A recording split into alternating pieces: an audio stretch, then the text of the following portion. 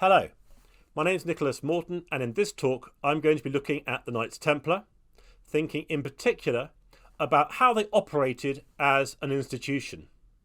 Now, I'm not going to be going into the details of their day-to-day operation. Rather, I'm going to be looking at the basic principles that help to explain their rise and to some extent their fall as well.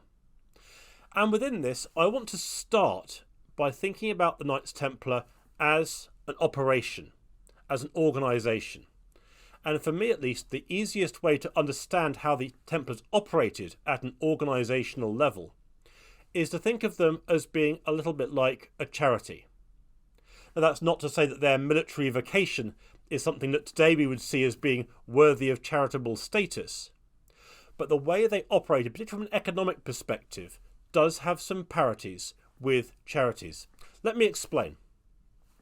The Templars began their history in the early years of the 12th century, within a few decades of the First Crusade. So, the First Crusade had conquered many coastal areas in the Near East, most importantly the cities of Antioch and Jerusalem, and then a few years later Tripoli, creating what would become known as the Crusader States.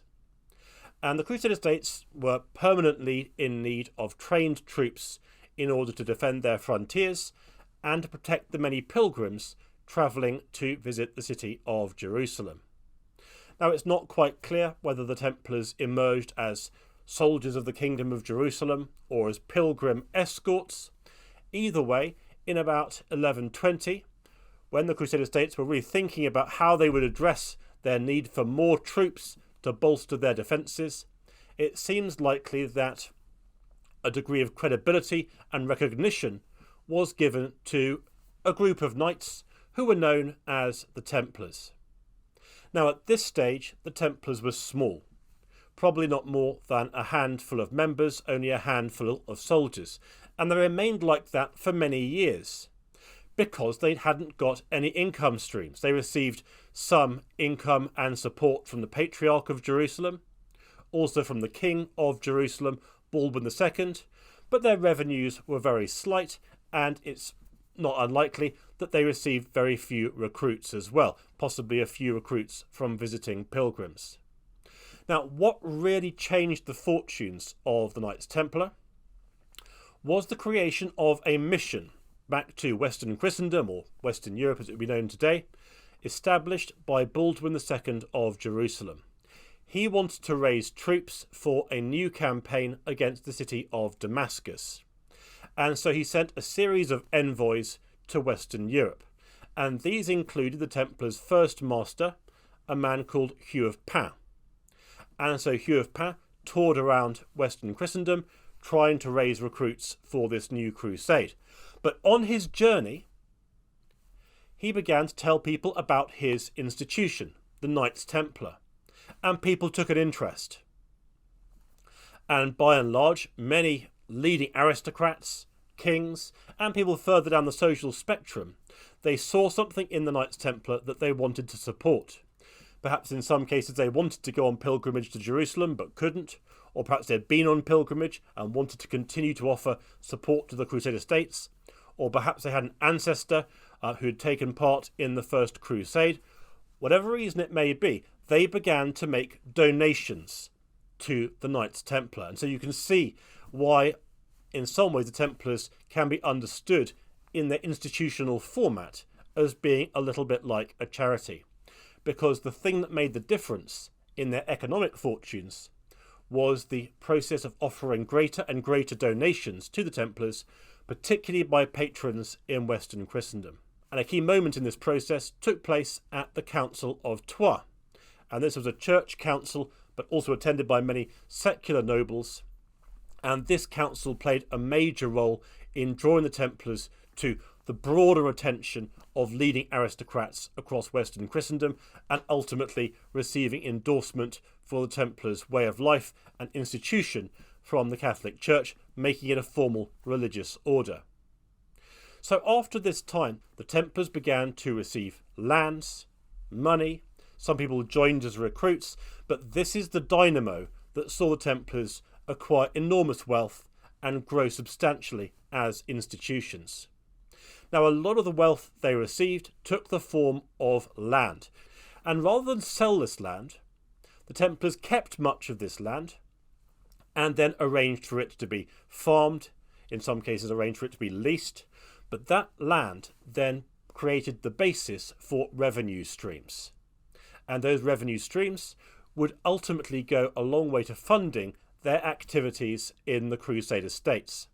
And so as they acquired more and more land, their estates and holdings in Western Christendom grew, and they began to be grouped into what became known as commanderies, and then later on into regional districts, each with their own commander, the idea being that that organisational apparatus would seek to gather these funds, gather recruits, perhaps also gather crusaders as well, and then dispatch them to the Crusader states. And the idea was that 1/3 of the revenue of those commanderies was required in the Templar order to be sent to the Crusader states on an annual basis. Now, I can't overstate the importance of this revenue stream. It's this wealth, this collective wealth known as responsions from Western Christendom that helped to fund many of the Templars' activities in the Crusader states. And those could range from the creation of armed contingents that could then join the field armies of the Kingdom of Jerusalem or the Principality of Antioch. They might also fund the creation or the maintenance or the garrisoning of some of the major fortresses in the region as well. Many fortresses were handed over to the Templars or their sister order, the Knights Hospitaller, to protect the frontier regions of the Crusader states. And so it's these factors, it's this wealth from Western Christendom that helps to explain how the order acquired such prominence and power in the Crusader states. And to facilitate this process, the Knights Templar acquired a fleet of ships. Not warships, it didn't need them. By and large, the Eastern Mediterranean was controlled by the war fleets of the Italian cities, and they permitted the Templar ships to pass. And so the Templars, their fleets were mostly comprised of very large transport ships. And the idea was that those transport ships would bring recruits, pilgrims, goods and wealth from Western Christendom all the way across to the Crusader states. And they could also be a source of revenue in their own right. Pilgrims might pay for passage, and trade goods could be carried in the holds of these ships. And also the Templars' estates in the Crusader states, they produced revenue in their own right. The Templars acquired some revenue from raiding and military activities, but they also had other agricultural estates and assets in the Crusader states that created revenue in their own right.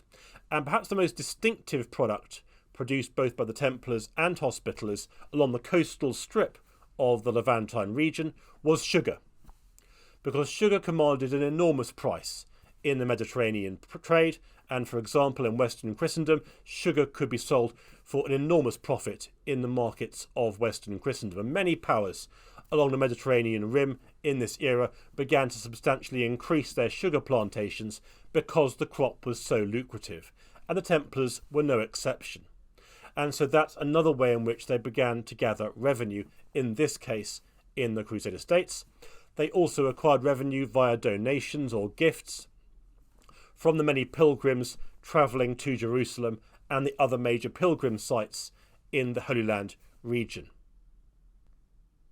So overall, this created a very powerful structure.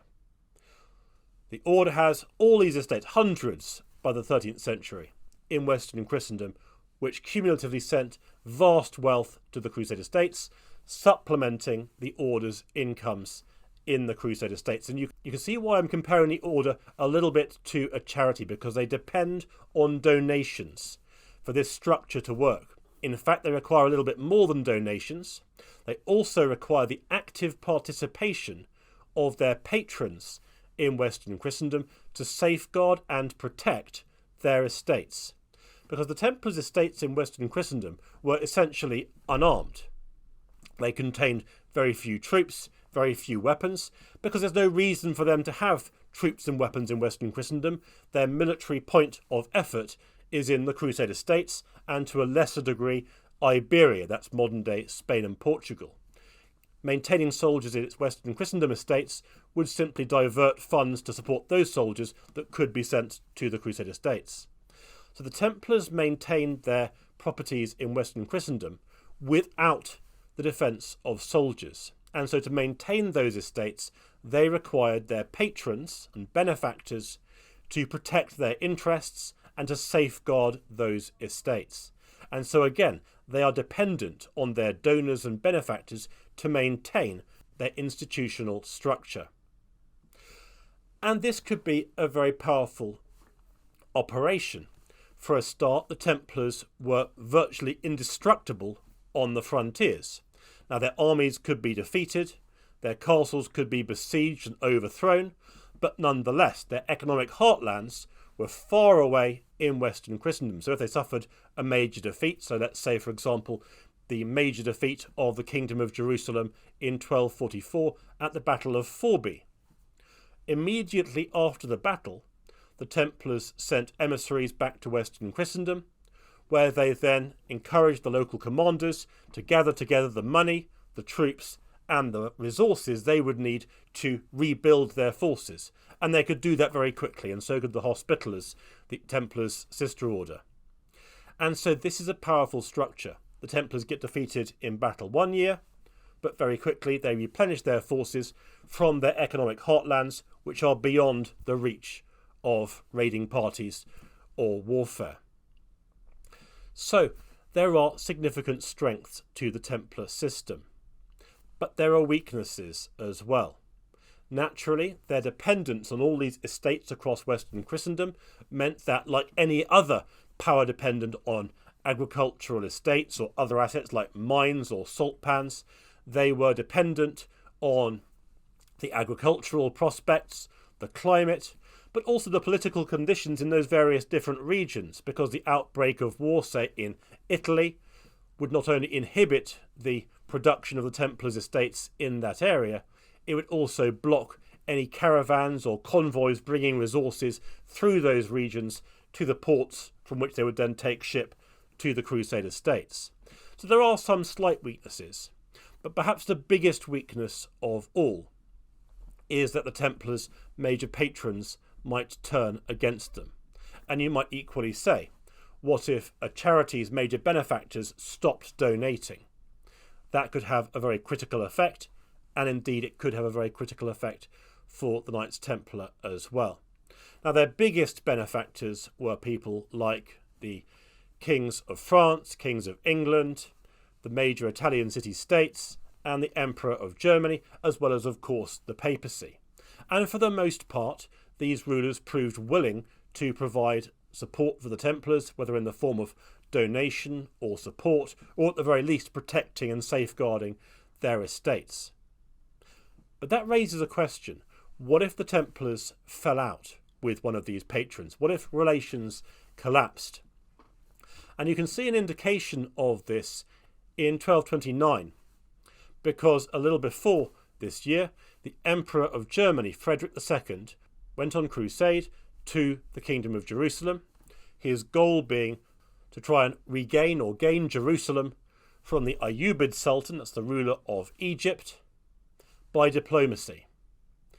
And so Frederick II set out on crusade. And it might be thought the Templars would be pleased to see Frederick's arrival because he came to the Crusader states in order to provide support. Even so, there's a problem here, and that is that Frederick went on crusade as an excommunicate. He'd been cut off from the Catholic Church by Pope Gregory IX. And Pope Gregory issued instructions saying that the military orders should under no circumstances offer support to the emperor. So what should they do? Should they support Frederick, who promised to bring troops and resources to the expansion of the Crusader states? Or should they adhere to the Pope? And as a religious institution, of course, that is theoretically what they should do. In the event, the Templars seem to have tried to balance both those imperatives. Crucially, they didn't march with Frederick's army when he advanced towards Jerusalem, because they couldn't afford to associate with the emperor as an excommunicate. But neither did they abandon him either. Instead, they marched a little way behind Frederick's army so that they could at least maintain the pretense that they weren't with him, whilst at the same time being in close proximity at the same time. So you can see there is a problem for the Templars here. How do they balance their relationships with two crucial benefactors when those benefactors are in effect, a state of conflict? Well, this is a very difficult balance to achieve, and in fact the Templars failed to maintain that balance, in the sense that Frederick came to see them as hostile and actually laid siege to the Templars' house in the port city of Acre. And then later, once Frederick had returned to Italy and to his own estates in Western Christendom, Frederick arranged for the confiscation of Templar properties in southern Italy and Sicily, which fell within his broader empire. And so you can see that there is a major weak spot here. What if one of the Knights Templars' patrons turns against the order, not merely withdrawing patronage, but turning hostile as well? What's to stop that patron confiscating the Templars' estates or any of their other assets? And the answer to that question is virtually nothing. The papacy can object, of course, but the papacy's ability to steer the policy of major secular rulers is limited. The papacy can't force secular rulers to do this, so if that ruler is determined, there's really very little that can be done. And so this really is a weak spot for the military orders. They've got to keep their benefactors on side. Otherwise, if those benefactors turn hostile, that can bring about major problems for a military order. Now, there are ways to mitigate this to some degree, and one of the ways in which the military orders mitigated, possibly inadvertently mitigated, I'm not sure how much this was at the front of their mind when they did it, and that was to acquire independent territories, so territories over which they had full control. And so, for example, the Teutonic Knights, another of the larger military orders of this era, it acquired substantial territories in Prussia, that's northern Poland, and also in Livonia, that's modern-day Latvia. And those two territories, over which it was essentially an independent ruler, gave the order the ability to conduct its own policies and also to resist patrons should those patrons turn hostile. And so that gave them a degree of independence. The Hospitallers also acquired independent territories when they embarked on the conquest of the Isle of Rhodes, just off the coast of Anatolia, modern-day Turkey. And again, independence meant that they couldn't simply be censured in the normal way by a patron. Those patrons had to deal with them as fellow rulers and independent powers, rather than simply being solely under their control, even if those orders still had estates in those kingdoms and territories in Western Christendom. Now, crucially, the Templars didn't acquire an independent territory. During the Third Crusade, they briefly tried to acquire control over Cyprus, but their attempt to establish their control over Cyprus failed very quickly, and it was later handed on to the former king of Jerusalem, a man called Guy of Lusignan. So the Templars didn't acquire independent territories. And historians have speculated maybe that goes some way to explaining what happened several years later when the Templars were arrested by the King of France and subsequently put on trial. Now, what I'm not going to do here is go into the various reasons why Philip IV of France first arrested the Templars, put them on trial, and then forced through their dissolution. But even so, it still explains this major weak spot of the Templars as an institutional model, in that Philip was one of the order's biggest benefactors. And so actually it was within his power to swoop down on the Templars' estates, which, as I've mentioned, were undefended, and simply seize them all. And then to demand that the order change, or in this case be put on trial, according to his wishes. And as a powerful secular ruler with control over a large chunk of the Templar estates, he had the force to do that.